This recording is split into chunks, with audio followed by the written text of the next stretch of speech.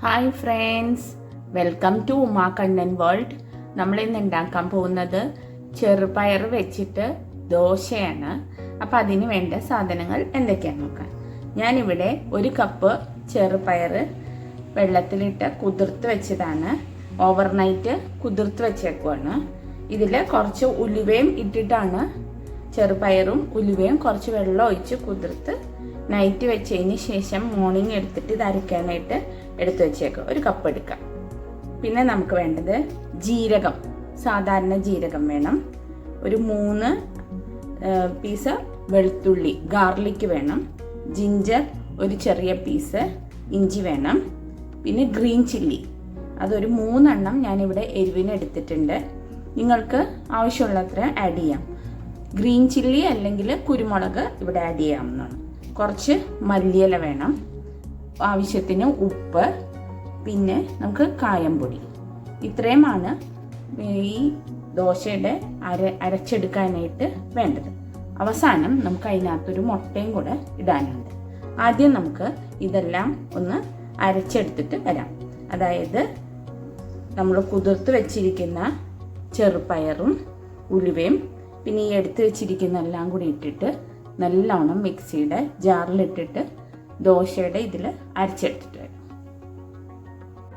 നമ്മുടെ ചെറുപയർ ദോശയുടെ ബാറ്റർ റെഡി ആയിട്ടുണ്ട്. അതിലേക്ക് ഒരു എഗ്ഗ്, മുട്ട നമ്മളിതിലേക്ക് ആഡ് ചെയ്ത് കൊടുത്തിട്ടുണ്ട്. നല്ലോണം മിക്സ് ചെയ്തിട്ട് നമുക്കിനി ദോശ ഉണ്ടാക്കി എടുക്കാം. ഇത്രയേ ഉള്ളൂ. ഈസി ആയിട്ട് നമുക്ക് ഈ ചെറുപയർ ദോശയുടെ ബാറ്റർ ഉണ്ടാക്കിയിട്ട് എടുക്കാനായിട്ട് പറ്റും. എല്ലാവരും ഉണ്ടാക്കി നോക്കണം കേട്ടോ. ഇത് കണ്ട ഈസിയാണ്. ഇനി നമുക്ക് ദോശ ഉണ്ടാക്കിയെടുക്കാം. നമ്മൾ ദോശ ഒഴിച്ചെടുക്കുകയാണ് ചെറുപയറിൻ്റെ. അതിൽ കുറച്ച് നെയ്യ് ഒഴിച്ചിട്ടാണ് നമ്മൾ ദോശ റെഡിയാക്കി എടുക്കുന്നത്. ഇനി ഇതിന് വേണ്ട ഒരു ചട്നി കൂടെ നമുക്ക് നോക്കാം.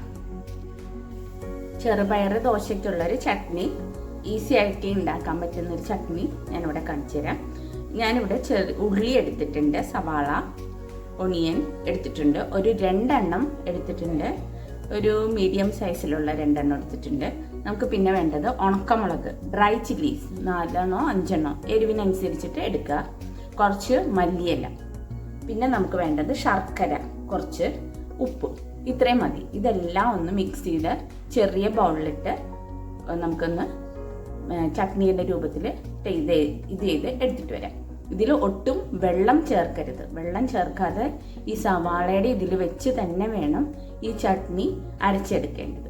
എല്ലാവരും ഇതൊന്നും ഇങ്ങനെ അരച്ചെടുക്കുക. മിക്സിയുടെ ചെറിയ ബൗളിൽ നമ്മൾ എടുത്തു വെച്ചിരുന്ന സവാള, ഒണിയൻ അത് ആഡ് ചെയ്തിട്ടുണ്ട്. പിന്നെ ഡ്രൈ ചില്ലീസ്, കുറച്ച് ശർക്കര ആഡ് ചെയ്തിട്ടുണ്ട്, ഉപ്പ്,